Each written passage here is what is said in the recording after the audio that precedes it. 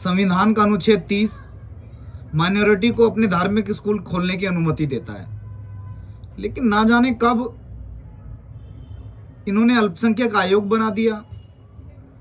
2006 में अल्पसंख्यक मंत्रालय बना दिया, बाद में जैनियों को अल्पसंख्यक घोषित कर दिया।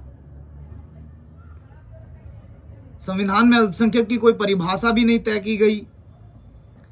सुप्रीम कोर्ट ने भी कोई स्पष्ट परिभाषा आज तक इसके ऊपर नहीं इस तरह का कोई ऑर्डर पास किया, या कोई ऐसी ऐतिहासिक जजमेंट भी नहीं आई जिसमें ये क्लियरिटी हो कि अल्पसंख्यक देश में होंगे कौन। संसद में इसके ऊपर कभी चर्चा नहीं हुई कि आखिर अल्पसंख्यक माना किसे जाए। ये जो अंधेर भारत में चल रहा है, ये अंधेर विश्व के किसी लोकतंत्र में नहीं है। जहां सेकुलरिज्म है, जो देश सेकुलर है, वहां देश के हर नागरिक को समान अधिकार प्राप्त हैं। लेकिन भारत में सेकुलरिज्म भी बताते हैं, भारत को सेकुलर भी बताते हैं, और अल्पसंख्यक और बहुसंख्यक का खेल भी चल रहा है। भारत को सेकुलर भी बताते हैं, लेकिन यहां समान अधिकार भी नहीं है। जब यहां समान अधिकार नहीं है तो ये सेकुलर कैसे है? ये सारा सेकुलरिज्म सिर्फ हिंदुओं के ऊपर है। ये सारा सेकुलरिज्म सिर्फ हिंदुओं के ऊपर थोपा हुआ है। सेकुलर सरकार मंदिरों का संचालन कर रही है। सेकुलर राज्य की सरकारें मंदिरों के धन पर कब्जा जमाए बैठी हैं, मंदिर और मठों की संपत्ति पर कब्जा जमाए बैठी हैं। ये सेकुलरिज्म सारा हिंदुओं के ऊपर चल रहा है। मस्जिद अपने मदरसे चला रही है, गुरुद्वारे वाले सिख अपने स्कूल चला रहे हैं, चर्च वाले ईसाई अपने ईसाई मिशनरी के स्कूल चला रहे हैं, और हम हिंदुओं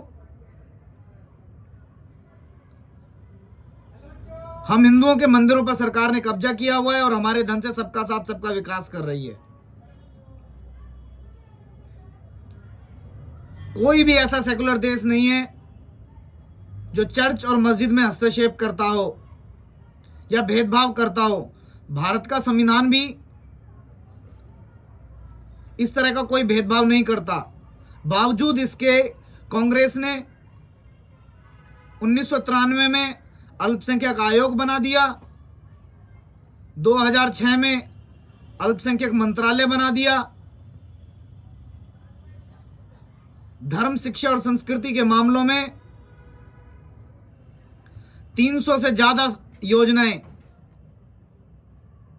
अल्पसंख्यक के नाम पर, अल्पसंख्यक कल्याण के नाम पर देश में मुस्लिम, सिख, जैन, बौद्ध, ईसाई और पारसियों के लिए पूर्व की सरकारें भी चलाती रहीं और वर्तमान सरकार भी उन्हें चला रही है। वर्तमान की भाजपा सरकार दावा कर रही है कि हम पूर्व की सरकारों से ज्यादा अल्पसंख्यकों के हितैषी हैं।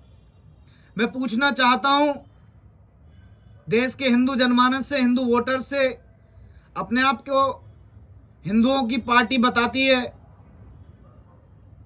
हिंदू मानते भी हैं कि भाजपा हिंदुओं की पार्टी है।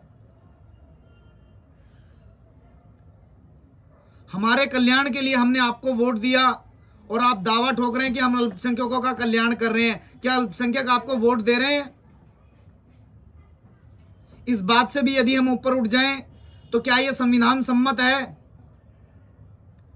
क्या संविधान से आगे बढ़कर जो मनमानी आप लोग कर रहे हैं, यह संविधान का अपमान नहीं है? यह बाबा साहब अंबेडकर का अपमान नहीं है? यह पूरी संविधान सभा का अपमान नहीं है? क्या संविधान से चलने वाली उस संसद का अपमान नहीं है? जब संविधान में अल्पसंख्यक की कोई परिभाषा तय नहीं हुई, यह आज तक तय नहीं हुआ अल्पसंख्यक कौन होंगे, यह आज तक तय नहीं हुआ बहुसंख्यक कौन होंगे, खुलेआम मनमानी हो रही है। हमारे मंदिरों के पैसों से सबका साथ सबका विकास किया जा रहा है।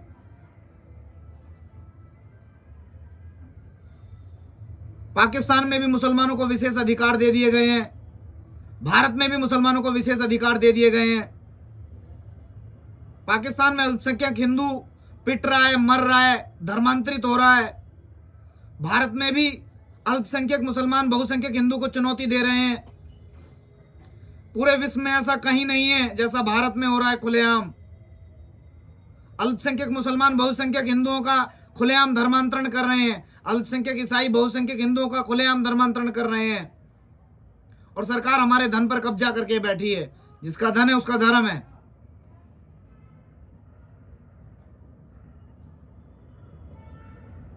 अब सही समय है कि संविधान के अनुच्छेद 25 से 31 में संशोधन करके उसे सभी के लिए बराबर किया जाए। और यह प्रीत सिंह की मंशा नहीं है, यह मंशा संविधान सभा की थी। क्योंकि संविधान सभा, बाबा साहब अंबेडकर सब जानते थे कि धर्म के आधार पर देश का बंटवारा हुआ है। इस देश में हिंदुओं को सभी अधिकार होंगे।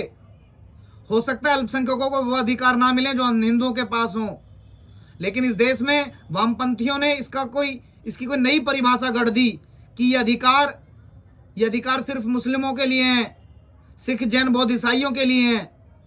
जबकि इस देश में मुसलमान दूसरा बहुसंख्यक है। संविधान इस देश के नागरिकों को, चूंकि ये सेकुलर देश है, यहाँ सेकुलरिज्म है, सबको समान अधिकार होने चाहिए। बहुत छोटी सी मांग हम लोग कर रहे हैं कि देश के हर नागरिक को समान अधिकार कर दो। अंतर्राष्ट्रीय स्तर पर भी अल्पसंख्यक की यही परिभाषा है, यही क्राइटेरिया है अल्पसंख्यक को, यही मानक तय किए गए हैं अल्पसंख्यक कौन होगा। यही अल्पसंख्यक के संरक्षण की अवधारणा है कि जो अधिकार बहुसंख्यक समाज को हैं, उन अधिकारों से अल्पसंख्यक समाज वंचित ना रह जाए। विश्व के किसी सेकुलर देश में या विश्व के किसी लोकतांत्रिक देश में माइनॉरिटी को कोई स्पेशल राइट नहीं है, बल्कि उनके संरक्षण को लेकर यह बात ध्यान में रखी गई है कि उन्हें किसी ऐसे अधिकार से वंचित रहना ना पड़े जो बहुसंख्यक को मिले हुए हैं। यह अंधेरगर्दी सिर्फ भारत के लोकतंत्र में हो रही है। और ये सारा खेल वोट बैंक का है। जो सत्ता में पहुंच जाता है, वही राजनीतिक दल इन्हें लुभाने के लिए, इन्हें खुश करने के लिए नई नई योजनाएं लेकर आता है और दावा ठोकता है कि हम अल्पसंख्यकों के सच्चे हितैषी हैं।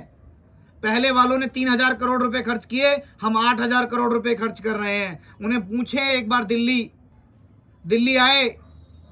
दिल्ली आए देश की जनता और पूछे इन संसद में बैठे निकम्मे सांसदों से कि ये जो आप हजारों करोड़ रुपए की योजनाएं, विशेष अधिकार, विशेष कल्याण की योजनाएं इन अल्पसंख्यकों को आप दे रहे हैं, ये टैक्स का पैसा हमारा है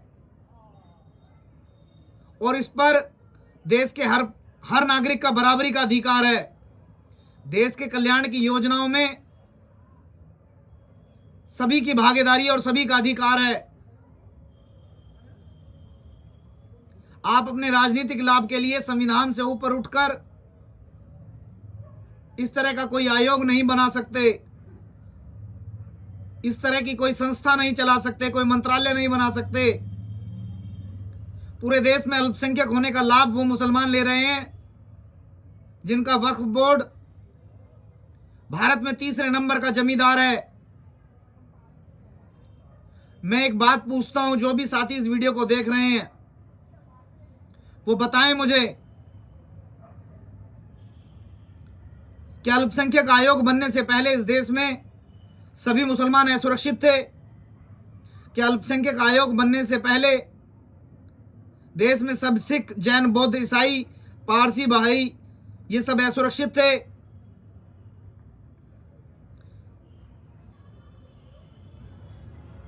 योजना मिलने के बाद ये सुरक्षित हो गए?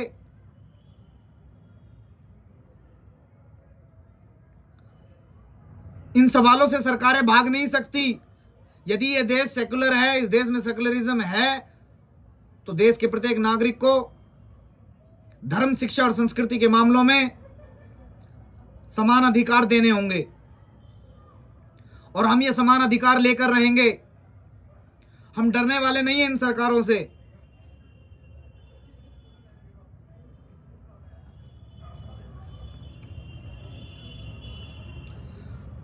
सरकारें मनमानी कर रही हैं, लेकिन ज़्यादा दिन इन सरकारों की मनमानी चलने वाली नहीं है। ये निर्विरोध है, इसका कोई विरोध नहीं है। यदि सरकार इन 300 योजनाओं का लाभ हम हिंदुओं को भी देती है, यदि सरकार संविधान के 25 से 31 अनुच्छेद में संशोधन करके हम हिंदुओं को भी समान अधिकार देगी, तो इस बात का विरोध देश का मुसलमान नहीं करेगा, इस बात का विरोध देश का ईसाई नहीं करेगा, इस बात का विरोध देश का सिख, जैन, अन्य कोई अल्पसंख्यक जाति, अल्पसंख्यक मतपंथ संप्रदाय नहीं करेगा। क्योंकि जो तुम्हें मिल रहा है वो हमें मिल रहा है, और जब तुम्हें मिलने से हमें वर्षों तक कोई परेशानी नहीं हुई, तो हमें मिल रहा है तो तुम्हें क्या परेशानी है? तुम्हारा हक नहीं छीना जा रहा,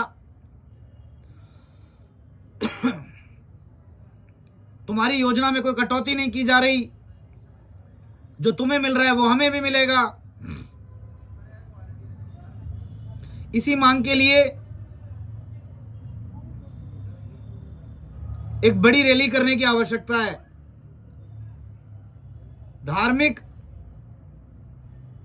शैक्षिक और सांस्कृतिक मामलों में जो अधिकार मुस्लिम, सिख, ईसाई, जैन, बौद्ध और पारसियों को वर्तमान की भारत सरकार दे रही है, वो अधिकार हम हिंदुओं को भी दिए जाएं। वो स्कॉलरशिप जो मुस्लिम, सिख, ईसाई, जैन, बौद्ध और पारसी छात्रों को दी जा रही है, वो स्कॉलरशिप हमारे हिंदू छात्रों को भी दी जाए।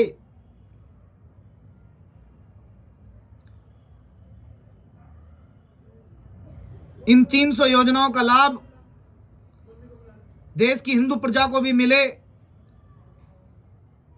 संविधान के अनुच्छेद 25 से 31 में संशोधन होकर देश के हर नागरिक को समान अधिकार मिले। इसलिए हम हिंदू नववर्ष के दिन 9 अप्रैल जंतर मंतर पर रैली फॉर इक्वल राइट्स, समान अधिकार रैली करने जा रहे हैं। इस वीडियो के माध्यम से मैं प्रीत सिंह आपसे अपील कर रहा हूं, सब मतभेदों को भुलाकर एक साथ आ जाएं और इस लड़ाई को मिलकर लड़ें। सरकारें विरोध से डरती हैं और सबको समान अधिकार देना संविधान सम्मत है, इसमें किसी तरह का विरोध नहीं है। यदि हम एकजुट होकर अपने घरों से बाहर निकले, हम जरूर इस लड़ाई को जीतेंगे।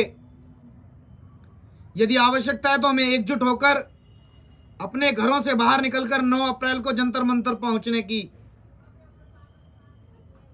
बस इतनी सी बात कहने के लिए मैं आपके बीच आया था।